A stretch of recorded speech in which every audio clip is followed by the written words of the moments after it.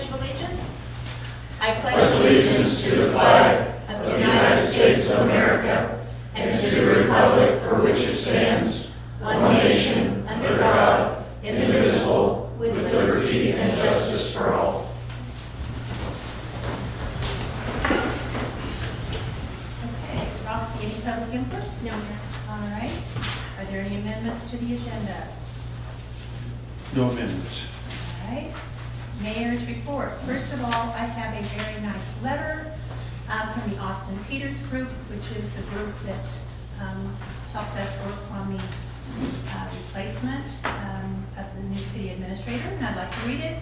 Dear Mayor and City Council members, it was an honor and privilege to have the opportunity to work with you on the executive recruitment for a new city administrator. We enjoyed meeting each of you and working with your executive management team as well. You truly have a great employee group and a strong governing body. Your style of working together is a model for other communities. We wish you continued success in Lindsborg. From Beth Tatarko, Vice President Marla Flengy, Senior Consultant of the Austin Peters Group.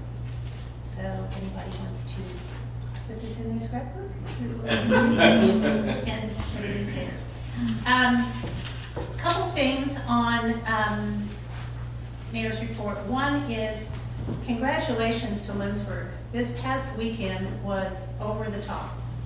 Talked to many business owners who said, wow, it was exciting for them because it wasn't just visitors. It was people of Lindsborg coming to their shops. So thank you to everybody that supports our local stores here. Okay. 2001, I decided to run for city council in Ward 2. I'm not sure what was the motivation for this decision, but I wanted to throw my hat in the ring. My family had been involved in many areas of Lindsborg, so I started walking door to door, carrying my flyer, met many new people, and the longer I walked, the more I knew I had made the right decision. Before I ran, my husband said, be prepared to lose. I hadn't thought of that, but I kept walking and thinking of this town that was my hometown and how much I loved it. 20 years ago. That was 2001, the year of 9/11. We remember what a frightening time that was. Everything stopped. I owned the Swedish Country Inn and people stayed home. And they were fearful. We were all fearful. But little Lindsborg kept moving ahead. We had a relatively new city administrator who was bright and kept challenging city council. New ideas, new possibilities, some successes and some failures. But we kept moving forward. We had a new comprehensive plan that was our roadmap, and we kept working it. Council members came and went, mayors came and went, and then in 2017, I decided to run for mayor. I have loved being mayor of the prettiest little town in Kansas.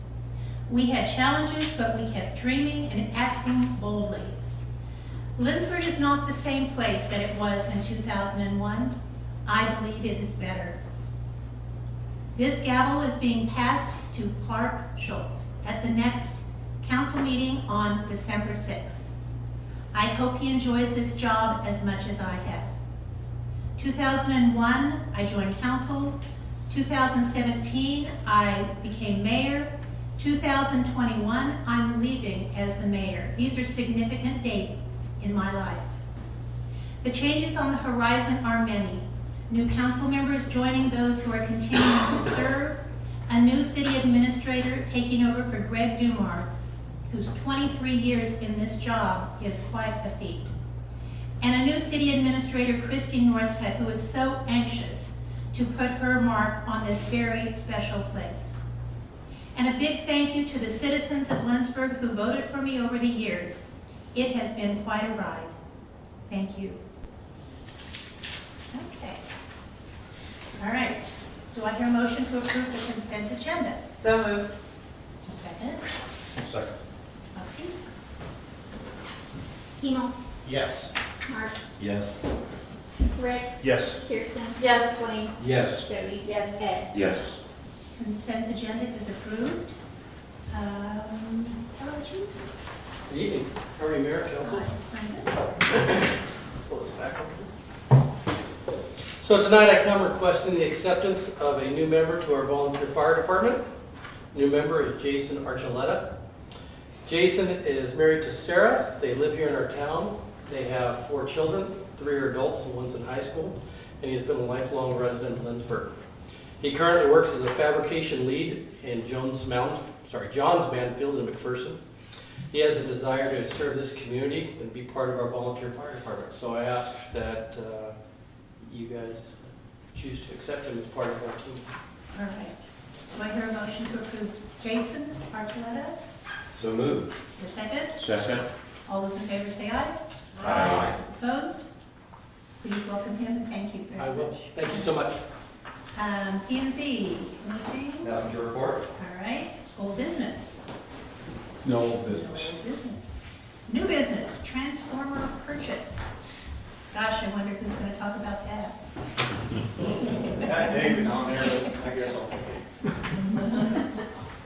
Good evening, Mayor and Council. Again, thank you for those that have served and are leaving, and welcome to the new.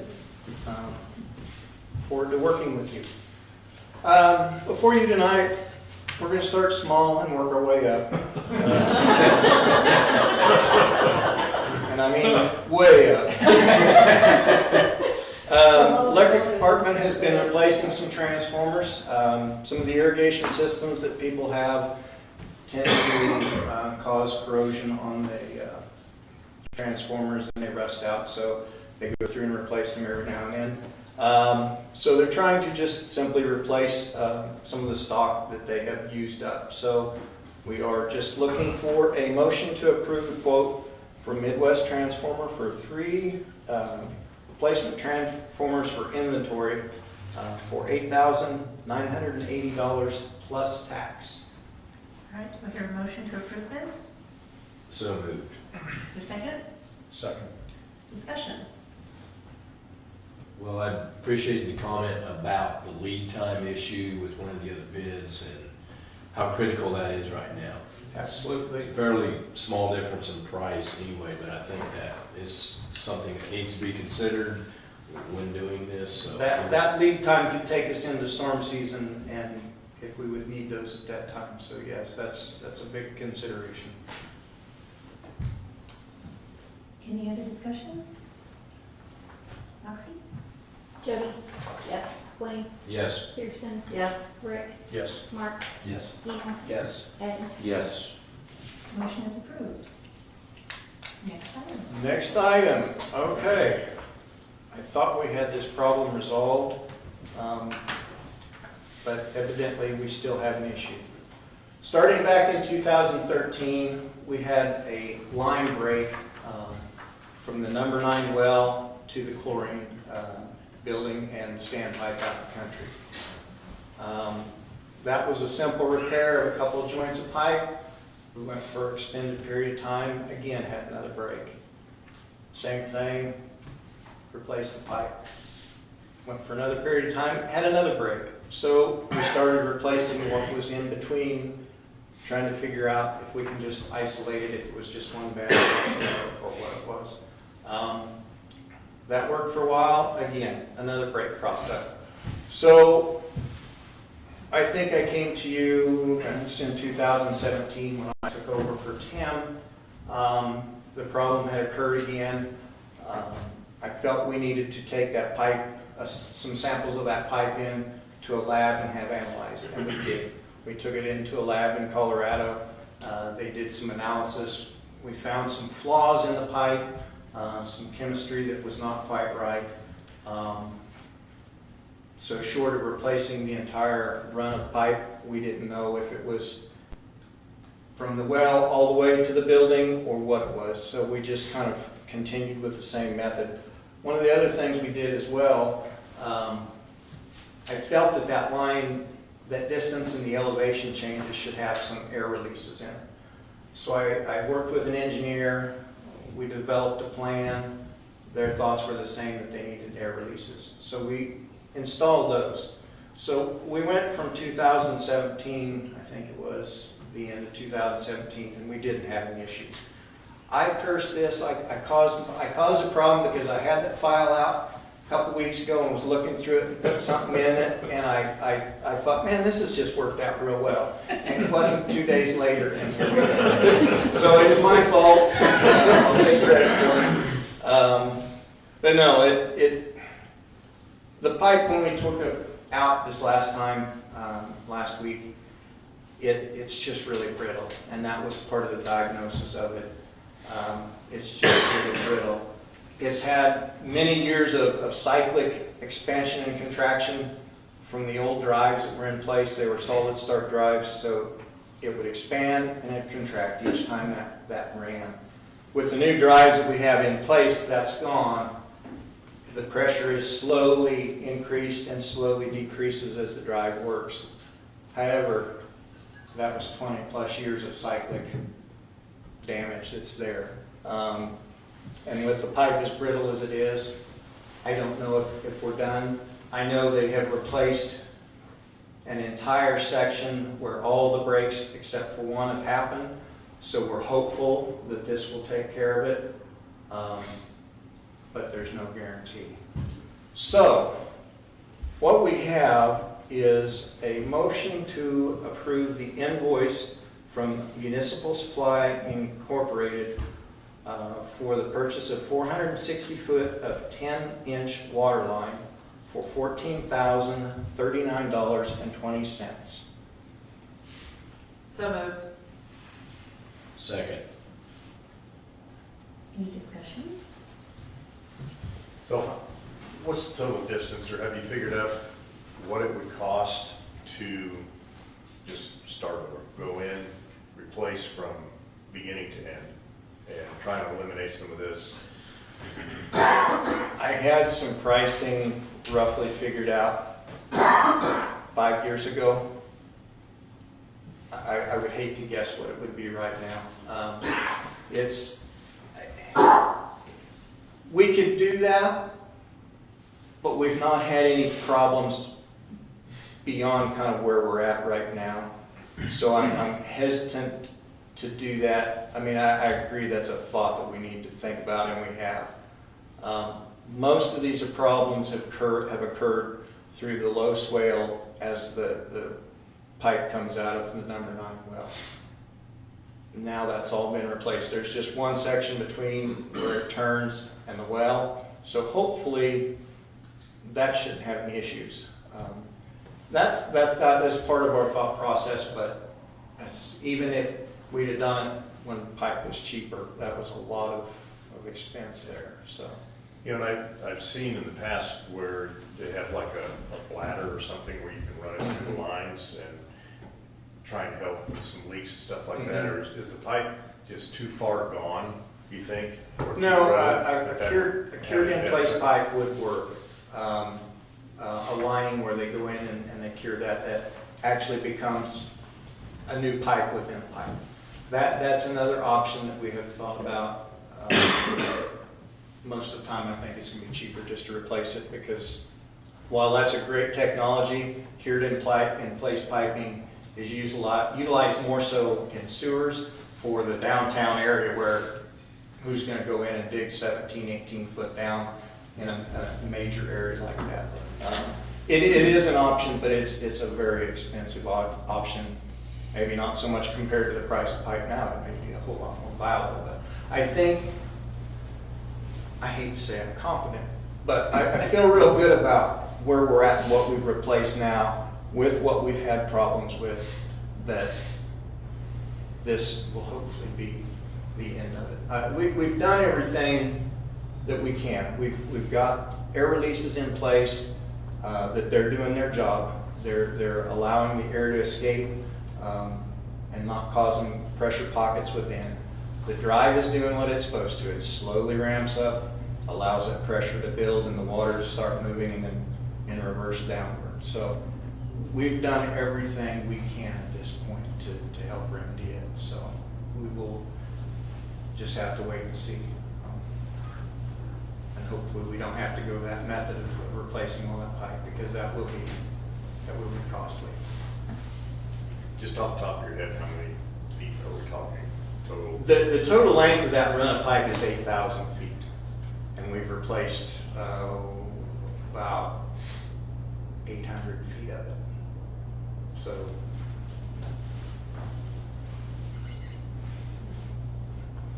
Any more comments, discussion?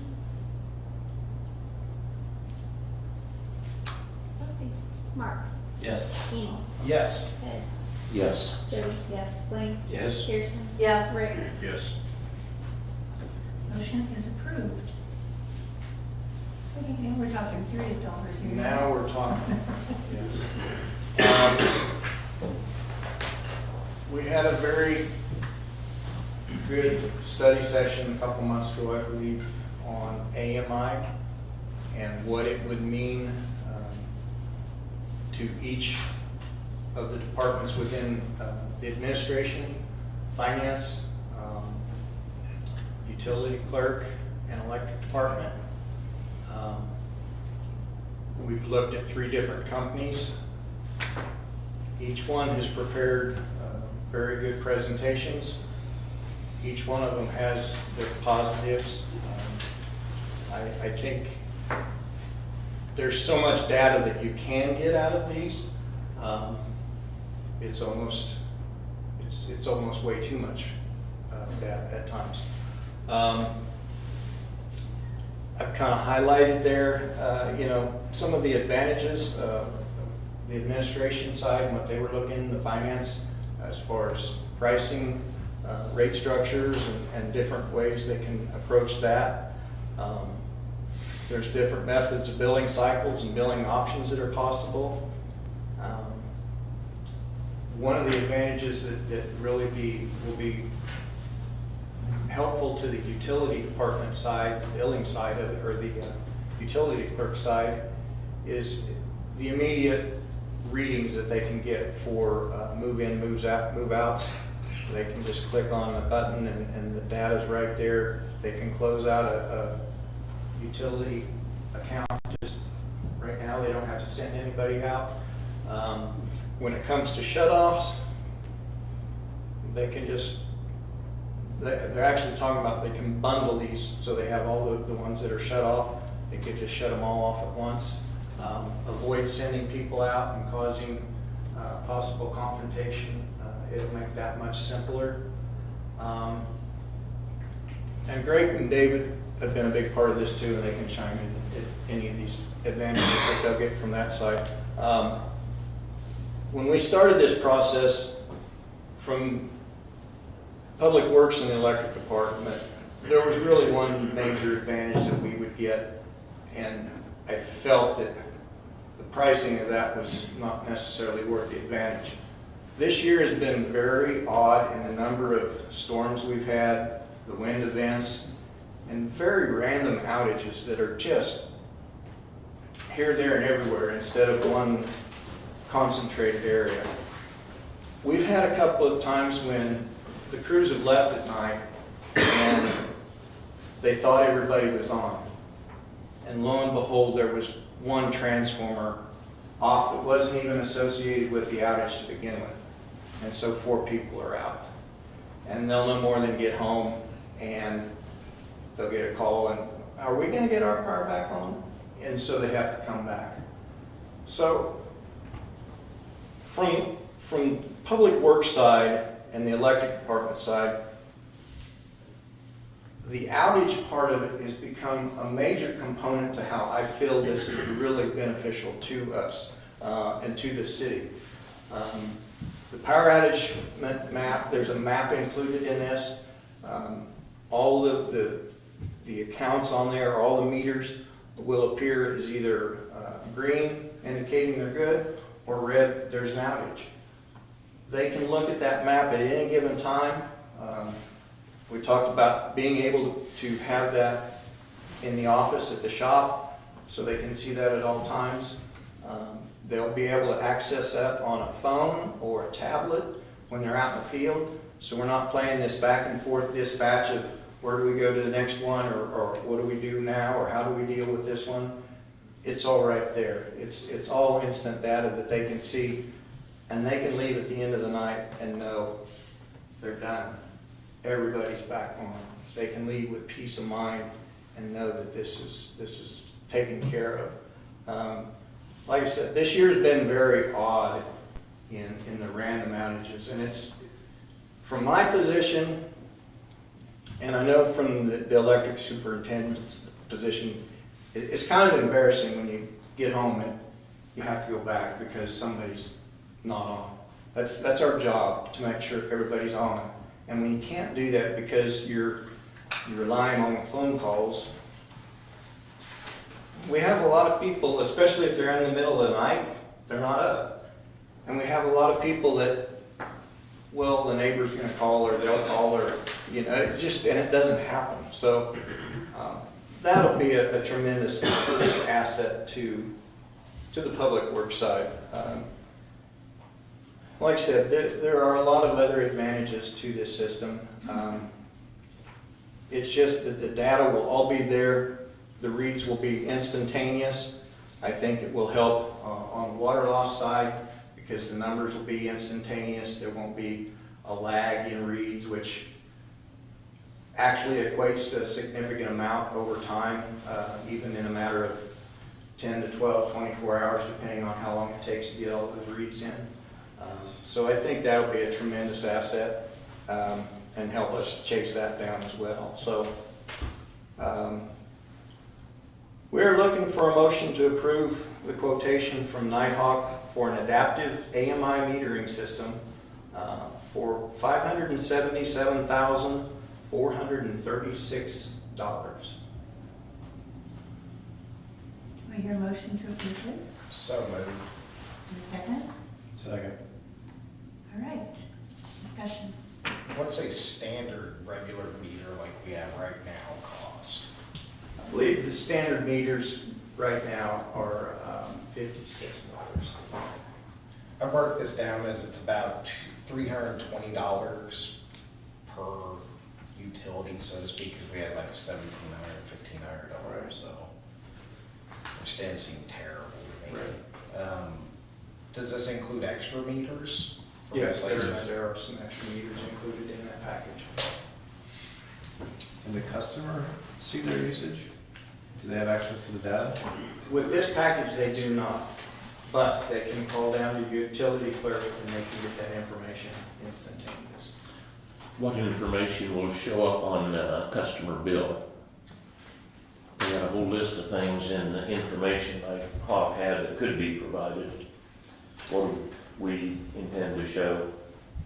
I think that will be up to whatever finance and the utility decide want to show. I don't think there's going to be a lot of difference in our billing system itself, correct? Correct. So, 13-month usage, so you can compare, you know, a November to a November. But it'll show, of course, jumping ahead to item number 2, the bill will look a little different in the future, assuming it's approved. It'll show base customer charge energy used in kilowatt hours. In terms of data, extra data printed on the bill, it won't. But from a customer service standpoint, it happens a lot around the holidays and in the heat of the summer is people will come in and argue about their bill. And right now, all we can do is show them a monthly consumption and kind of walk them through, did you have anything unusual happen during the month? Well, now we'll have a daily read. We can go, well, you know, you're from the 5th to the 12th, your consumption was unusually high. Was anything exceptional going on there or different? We then go, oh yeah, family came to visit. So, you know, my children and their kids. So, you know, 4 more people in the household, you know, causes consumption. So from an information standpoint, in working with customers, it'll have a great benefit. You know, one thing that Chris didn't talk about on the water side is leak detection. Right now, we know you have a unusually high amount of usage at the end of the month when the meter's red. If that leak started on the first of the month, you're going to have 30 days of usage in 1 month. I know it happened to me, and I had over 60,000 gallons leak. We would know that day one because an exception would come up that you have an unusually high consumption. We can get a hold of that customer and say, is something going on in your household because you have an unusually high amount of consumption going on? We get paid for leaks, but that's still not a great feeling for the customer to have to pay for something that they really didn't get a beneficial use out of. So it helps from a water conservation standpoint also. So that's another benefit of an AMI system. I don't know if I answered everything you asked. On a different topic on that, they talk about leaf meters and hub meters. Mhm. Is a leaf meter what's on each house and business like our standard meter, or what is a leaf meter? I'll start from the other direction. The hub meters are the heart of the system. All commercials will have a hub meter. Then throughout the residential areas, those will be strategically located, and this is off of a propagation study that they have done as to best locate them to get all meters around them to come into them. Leaf meters are just the basic meter, and then they have a signal that goes out to the hub meters. And part of that in the self-healing process that they talk about is it'll search for where its normal path is. And if for whatever reason somebody's parked a big truck there or something is interfering with it, or a tree has grown more leaves than normal or whatever, it will search for another hub. So it'll find its way, and that's why they call it self-healing, is it looks for the best avenue to get the data back. So hubs are the radio that have the cellular units. They're the heart of the system. The leafs are just the basic standard meters. Will the hub generally be placed on an existing pole of some type, or where will the hub be? There'll be a standard meter. They'll be placed throughout the system in strategic locations, but they will be a standard meter. They're not a different radio system or anything. They're just a standard meter that happens to have a cellular unit in it. So on the cellular, it says Verizon and AT&T, so it's one a primary and one a backup failover? And do you have to pay data usage on it? No, they're just choices. They service either US or Verizon or AT&T, and we would go with Verizon simply because of that. And yeah, the charge that we pay monthly is the data charge for those units. But it's not based upon data consumption. Right. Okay. It is a flat fee Yeah, monthly. it's just- Oh, that's good. Yeah. Yes. And it's a secure connection, I mean, you can, Yeah, they've got. Is that flat fee part of that, the total price that we're voting on, or is that a additional cost? That's included in this price, and then the yearly price afterward is what that price includes. That's what the annual fees are. Yeah, that's what the annual fees are, is for the cellular Okay. prices. Two-part question. First part is, there's pretty good price difference between the low number and the high number in here. Mhm. There's a lot of information in this packet, but Mhm. is there anything that jumps out to you when going through this in terms of why there's such a big, I mean, are we comparing apples and apples, I guess? It's kind of interesting. Each one of these companies is, I'm not gonna say that they're the same, but the makeup of what they're trying to do is basically the same. They're transferring data. It's just a matter of how they get the data back to the office, whether it's fiber, whether it's cellular, whether it's radio frequency. So there's a little difference in how each of those do them. I will say that the analytics between all three, the other companies maybe have a lot more analytics involved. Very interesting. a lot of neat data, but we'd have to hire an IT person to sit here full-time to break down that data. Each one of the companies does a great job. I think they all have their positives to them. My guess is that's a big part of why they're that much different, though, is just in how they put their equipment together. So I would say another part of it is with Nighthawk, more of it is proprietary to them. With the other two companies, they're more aggregators. In other words, they're getting this piece from this company, another piece from this company, and so then they bring it together and aggregate it. So what a system in Lindsborg may not be the same as a system in a similar sized community, wherein with the Nighthawk system it would be. The other part of that then was I see that this comes out of the capital improvement. What do we have budgeted for that? We had 400,000 budgeted for that.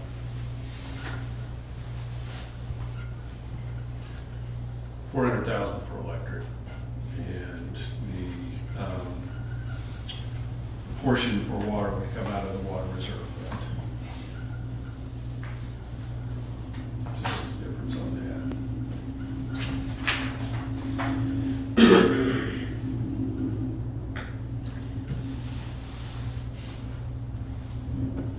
There's some other dollar figures that show up in Nighthawk's information.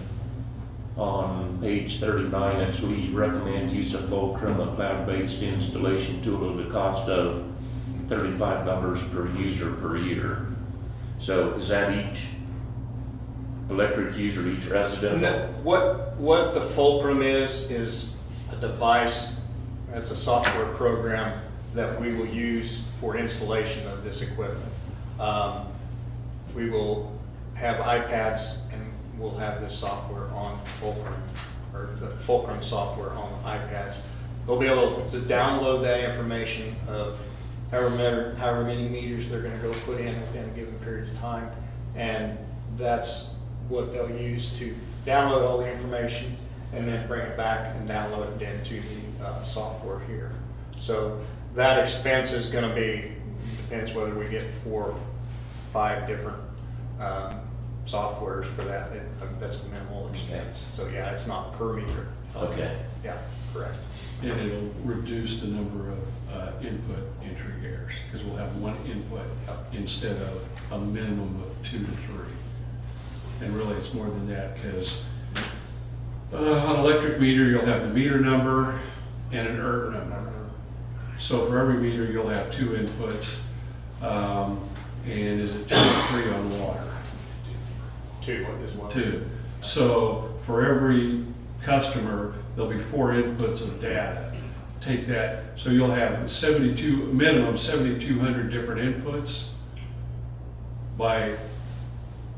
If we had to do that, you multiply that by 2, so 14,000 inputs, and your opportunities for key entry errors jumps tremendously. Okay. So for $35 a license, it well worth it. What it also does as well is when they change out a meter, typically what we've done in the past is we'll put the address on that meter, put it in a box. We'll take that box and we'll have boxes and boxes stacked up, because inevitably somebody is going to have questions about their bill, and we'd have to go back, pull that meter, plug it back in, and figure out what the reading was just to verify we did it correctly. When they do this, they'll be able to take a snapshot picture of it. They'll scan the QR code for the meter that they're putting in, so all that data is right there. So when we get done, whether it's all of them or at a given point, halfway, whatever, we can take and get rid of those meters. We're looking at some different avenues to get rid of them, but we don't have all those meters stacked up for 6 months to a year, whatever it is. We want to give for comfort time to know that we're good on that end. So that's another big positive to the Fulcrum software. So.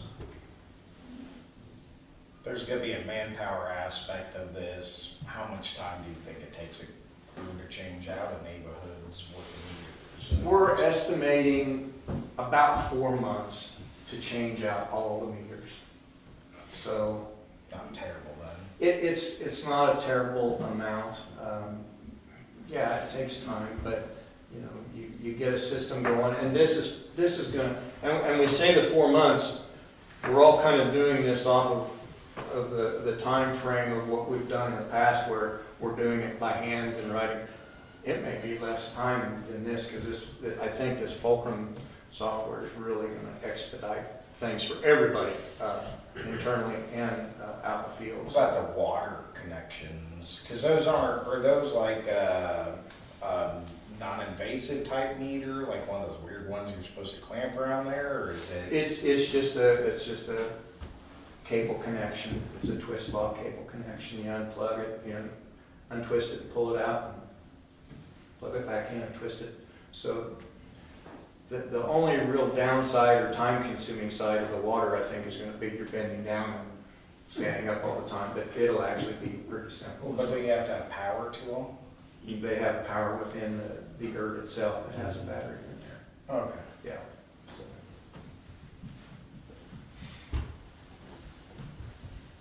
Guess I've got one more cost question. On the last 3 pages of Nighthawk's information, they've got one of them is a high-level estimate summary, $676,000.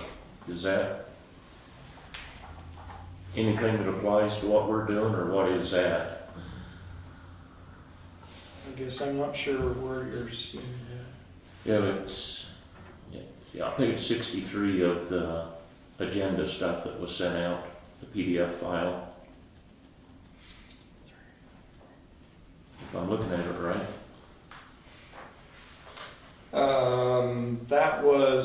That's actually not Nighthawk. Okay. That's the next company. That's the hometown. Yeah, hometown. Okay. I looked for hometown and never could find the hometown no, grade, that's so hometown. Yep. I thought that was still part of Nighthawk. Yep. Okay. No, that is hometown. That answers that question. Okay. Thank you. Mm-hmm.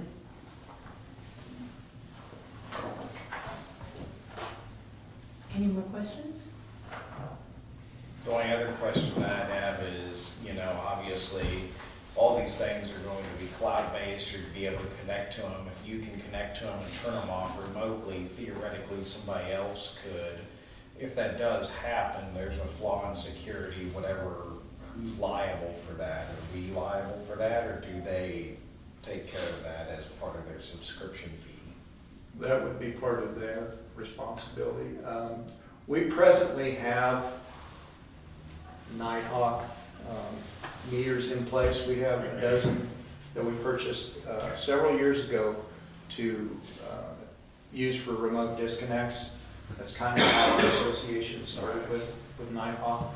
We've been utilizing them for 4 years now, I believe, and we've never had an issue with them. Not to say with security, I mean, who knows with security. I mean, I it's- just wanted to know if there was some kind of liability that we had, because odds are nothing's ever gonna happen, but if it did, you know. Yeah. How many communities our size utilize a system like this? I mean, that's a general question, I know, but is it common for cities to have this kind of metering, or more uncommon? It is more and more common all the time. And there are a number of communities half the size of us that have them. Their reasoning is based on manpower and not having somebody to go out and read meters and do that. That's why a lot of these smaller towns have them. This is the next wave of meter reading. This is the next step, and it's really common. As I talk to more people, there are a lot of communities our size, and like I said, a lot smaller. I think one of the companies, I don't remember which one I was talking to, but they had a community of less than 500 people that had an AMI system in place. That was kind of strange, but they have their reasoning, and it's a lot of times it helps with the labor side, the billing side. I mean, if you have one person that works 4 hours a week on billing, it makes their job pretty easy. So, yeah, it's not uncommon. It's coming whether we do it tonight or a year from now or 5 years from now. It's the next wave. So how much is it saving us in manpower? About? From a meter reading standpoint, I can't sit here and argue that we're gonna save a lot of money from a meter reading standpoint. It's not gonna save as much in meter reading because I can't remember how many years ago we went to automated meter reading. Prior to that, where you had 2 individuals, essentially almost 2 full weeks a year, going around and manually reading meters. Even with a handheld unit, we went to AMR, and we are down to essentially 1 person a half a day that drives through the community and reads the meter. We still have quite a few misreads under the current system. The way we would use an AMI system is you would actually, since you can remote read at any time, like 2 to 3 days before an actual reading date, you would go ahead and ping all the meters. And so that if a meter's not communicating, you can address that issue before the official meter reading date. The savings are not going to be on the labor side. It's going to be it's going to be beneficial on the customer service side, outage management side, and safety side for staff. I mean, Chris talked about outages. They drive the lines at night because during and after an outage to make sure that things are working properly. With an outage system, it'll show you the area, but by seeing that area, you can also have an idea of what may have triggered that outage and start looking for that right away, as opposed to, well, all we know is we have some houses out or some businesses out in a certain area of town. So from that standpoint, we'll save on call-outs, time of the call-outs, probably the number of call-outs. But to quantify that, we haven't tried because I'm not sure how we would do it. And you said billing would be easier? Yes. Essentially, billing happens, not billing, but readings happen instantaneously. If there has to be a reread, you can reread. Right now, if a meter has to be reread, I have to contact the meter reader who's probably out on another job, because, since they're not spending 2 weeks a month working, they're reassigned somewhere else, and then we have to wait for them. And sometimes it's not a very efficient process. I mean, it works, but it's not efficient. The data comes in, meter change outs. I mean, we use OneNote currently, as you're familiar with, to send a work order. Depends on whether you're using OneNote 365 or Microsoft Office OneNote, and you're looking at communication issues there. This will eliminate a lot of communication issues and get more timeliness in those types of meter work orders and rereads, things like that.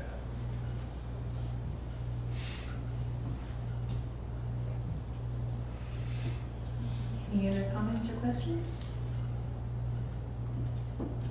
Roxy? Rick, Yes. Kirsten, Yes. Blaine, Yes. Jody, Yes. Ed, Yes. Mark, Yes. Emo. Yes. Thank you. Thank you. Motion is approved. All right, ordinance number 5331.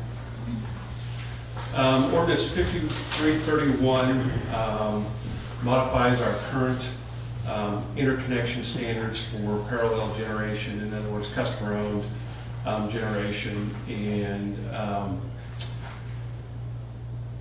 establishes a new procedure for charging and the fees associated with customer-owned electric generation. Currently, we have, the interconnection standards are based upon industry standards for interconnecting what's called behind the meter, in other words, customer-owned connection, ensuring that the system installed is not only safe for that particular business or residence, but also in the event of outages, things like that, that certain safety factors are in place, that it doesn't backfeed onto the system and create a hazard situation for our employees. Currently, we have a net metering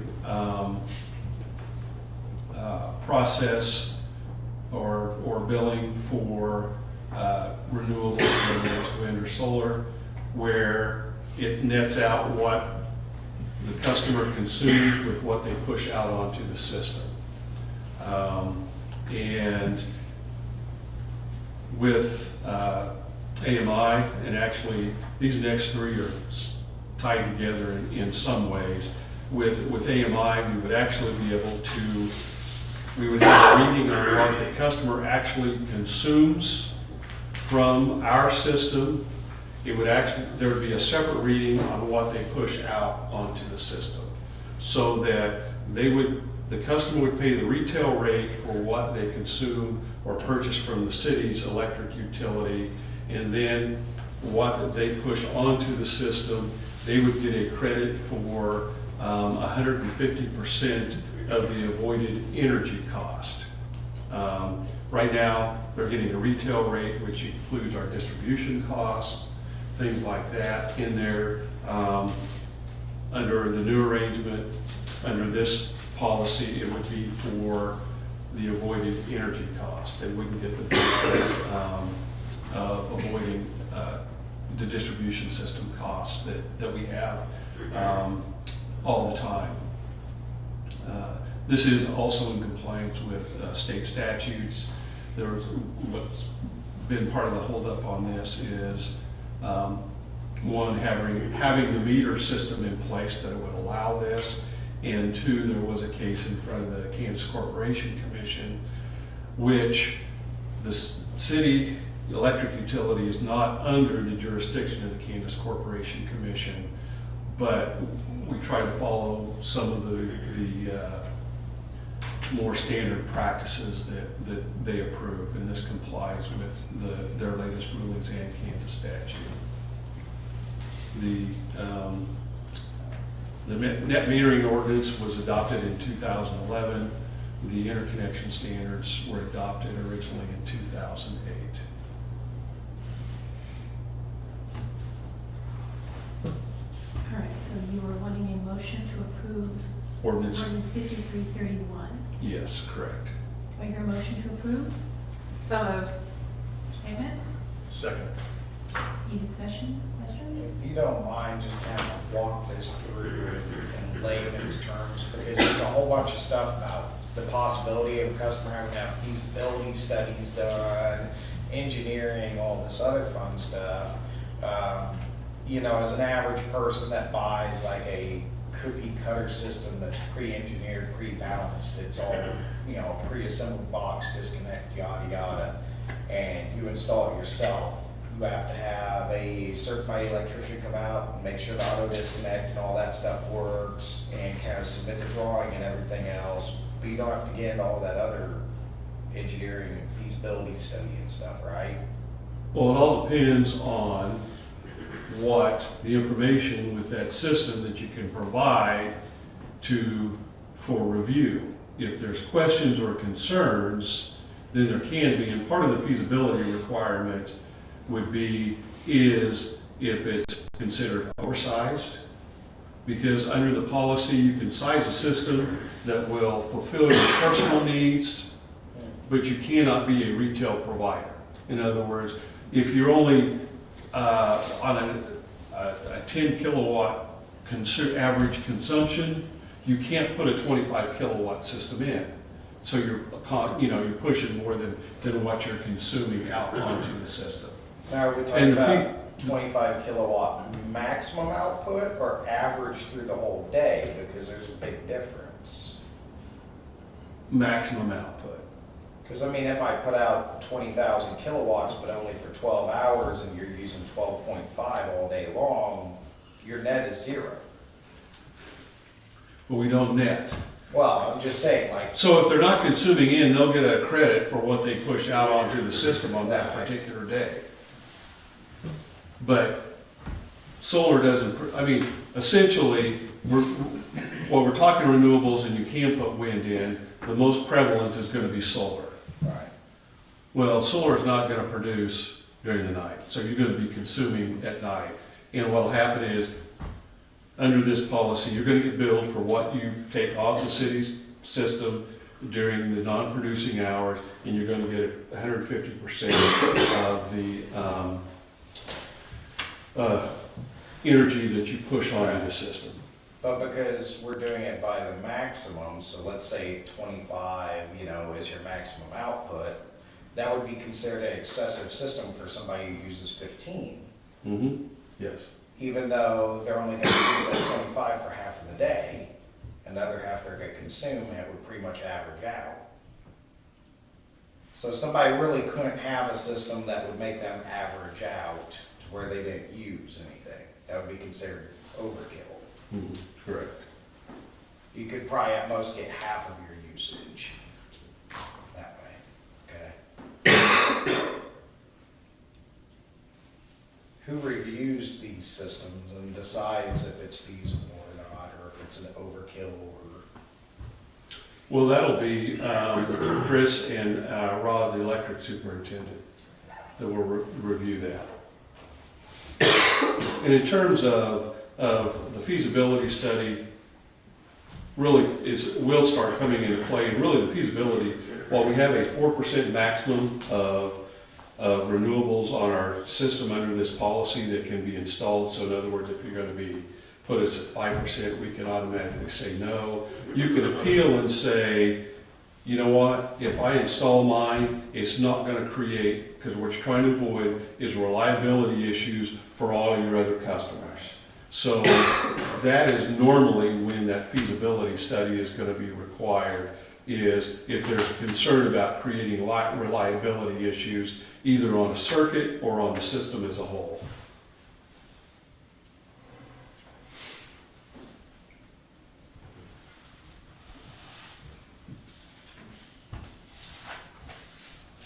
Would maybe just be easier, instead of having this overkill limit, to just have you can't get paid back more, you can never be above zero, like we'd never owe you anything?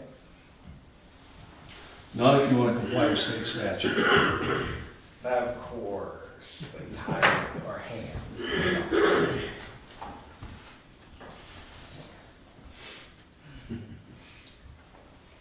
Okay, any other questions? Is this something that like Wichita and other cities are using? I mean, I'm assuming this is kind of a cookie cutter thing. Wichita doesn't have a public electric utility.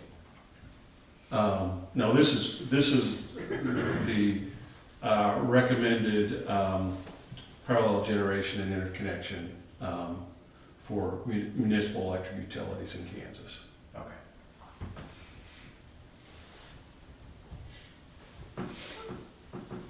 All right, any other questions? Why are you asking? Well, there's been a few questions since the first time that I asked that question.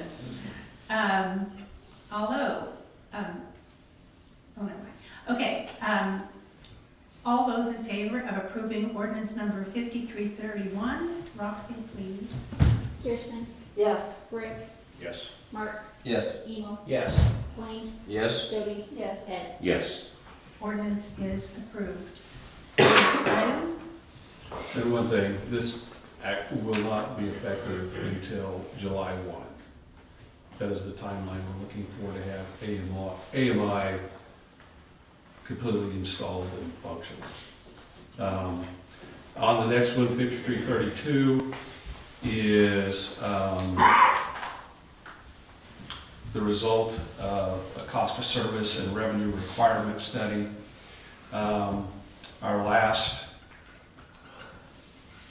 last time we did this was actually 2011.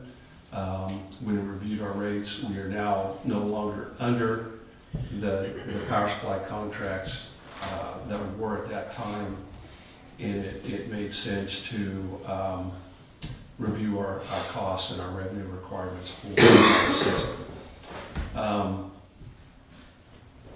Currently, we have two classes of customers, residential and commercial, but essentially they're the same rates. This would change from having two classes to actually three classes, and the rates between the three classes would be the same. We would have residential customers whose average consumption, residential customers' average consumption is 770 kilowatt hours a month. Small commercial customers, which would be the bulk of the city's commercial customers, and that would be customers that have monthly consumption, their annual consumption would exceed or be under 80,000 kilowatt hours a year, and then large commercial would exceed 80,000 kilowatt hours a year. The base charge for customers would go from $15 to $20.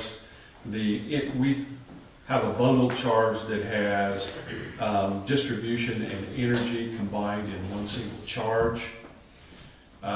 This would break it out to a separate distribution charge and a separate energy charge. Currently, on the residential side, our bundle charge is 10.16 cents. Under the new charge in this ordinance, it would be 9.95 cents if it were bundled. For small commercial customers, and the base charge would be $20. Distribution charge would be 0.044 cents. Energy charge 0.0589 cents, and currently the bundle charge is 10.16 cents. This would, if I can do the math in my head, is 10.29 cents on the small commercial customer. For large commercial customers, it has a base charge of $35, a distribution charge of 2.6 cents, a demand charge of 2.8 cents, and an energy charge of 5 cents, which would bring that rate to 10.4 cents per kilowatt hour. The reason for the breakout of the demand charge is for future adjustments. It's very common for larger consumers of electricity to have a demand charge as opposed to just an energy charge or just a distribution and energy charge. So the idea of doing it this way at this time is we don't have the demand data to be able to calculate a true demand charge because we're not measuring demand through our metering system now. Through the AMI system, it will do that, and that particular rate structure can be changed. This would actually be effective with the billings or the consumption that occurs in January 2022 and would be reflected in the billings that go out February 10th, 2022, and I need to modify that in the ordinance.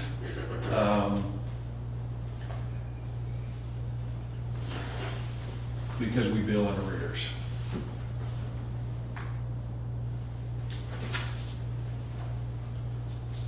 So asking for a motion for the approval of ordinance number 5332.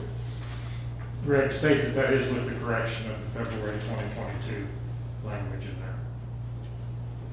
With the correction of the February 10th, 2022 language. So moved. Second. Right.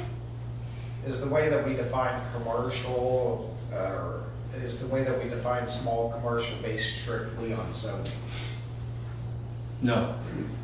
I was having a hard time finding like a definition in there as to what we were using, so. Based on prior year consumption.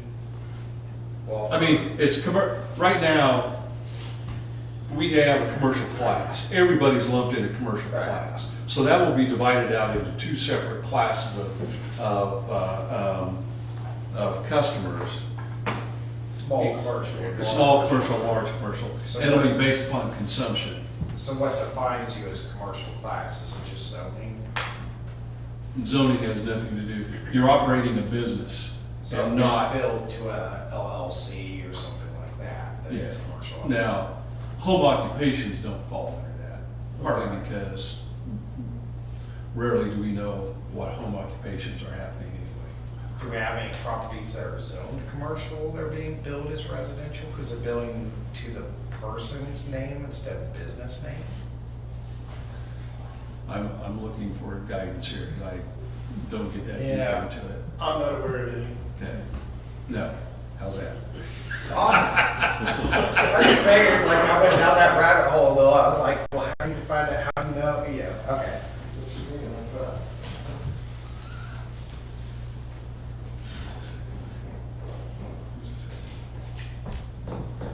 Ed? Ed, Yeah, it's and fine. Blaine. Nothing blank too. We voted, it's Blaine. All right. Got any more questions, comments? And these rates were based upon a review of the costs associated. I mean, there's metering costs involved in calculations, et cetera, that are based upon the meters. I mean, you know, customer with a three-phase meters, cost of that metering service is more expensive than a single-phase meter, those types of issues involved. Transformer size to serve, et cetera, all based in those charges.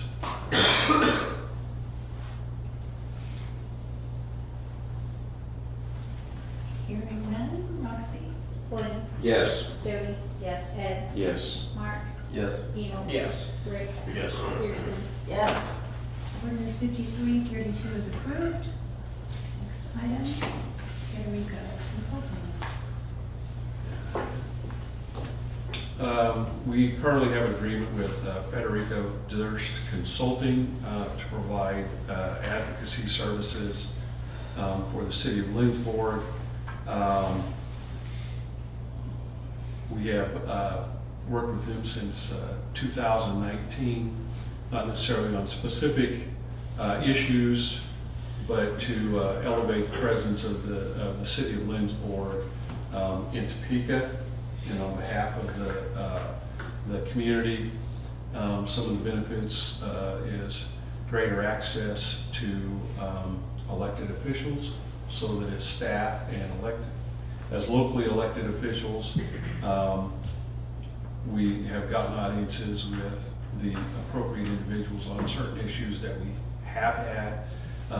They've helped put together 2 Lindsborg days at the Capitol, and they have worked with us in putting together and hosting what we call Meet in the Middle, which happens in off-election years for the state legislature. We had one in 2019 with 133 attendees, of which 60 were legislators, and then again in 2021 with 100 attendees. And it was probably approximately the same number of legislators that attended here in our community. During the session, well, not just during the session, because we get them on a regular basis, daily committee reports, reports on sessions of the House and Senate, also committee interim reports. We also get weekly recaps of bills that are moving through the legislature. Not only bills that we're following, but all the bills. We're also made aware if something comes up that may be of impact on the city, we are made aware of those. So the motion is to recommend or to approve the memorandum of understanding with Federico Durst Consulting in the amount of $24,000. So moved. Second. Moved and seconded. Any discussion? Well, I appreciated the opportunity to meet with them a couple weeks ago. This is something when it initially came on board, you know, I kind of struggled whether there was really the value in it and whether we would get our, you know, bang for the buck, so to speak. But after hearing, even from staff, you know, some of the value that they have brought, the notoriety that Lindsborg has been able to achieve some things that we probably wouldn't have been on the map without them. I think they're doing a lot of good things. So for me, they convinced me, in my mind at least, that it is very worth doing. Right. Any other comments? I'll just have to agree with that being a small community and having a smaller staff, we can't afford to have a staff person go and make a lot of these contacts and be there and be in front of all these different people. I think it has been beneficial as well. I just think having someone to track all the legislation that's coming up and being put forth, that is a mighty ask, so it's good for us. Well, if the bills never got amended, it'd be a lot easier. Yeah. Unless they're weekly updates, those are. Any other comments? Ed, Yes. Jody. Yes. Blaine. Yes. Kirsten. Yes. Rick. Yes. Mark. Yes. Emo. Yes. Okay, last item. Holiday bonus for employees. Historically, City Council has provided every regular full-time employee a holiday bonus. For quite a few years, it was $100 per employee. I think it was 2 years ago. It was increased to $150 per employee. Currently, there are 32 regular full-time employees with the city, and the motion is to recommend a holiday bonus in the amount of $150 per employee for a total of $4,800. So moved. Second. Moved and seconded. Any discussion here? I literally think it's the least we can do, so. Mark. Yes. Emo. Yes. Rick. Yes. Kirsten. Yes. Blaine. Yes. Jody. Yes. Ed. Yes. All right. Thank you. You're welcome. Thank you. Any other others? I have no others. Thank you, Mayor, for your service. We really appreciate it. You've been a great leader, so thank you very much. Thank you. Thank you. Enjoy it. Any other? Hearing none, do I hear a motion to adjourn? So moved. Second. All those in favor say aye. Aye. Meeting adjourned. Also, thank you, Mark, Jody, and Ed. You want these? Sure.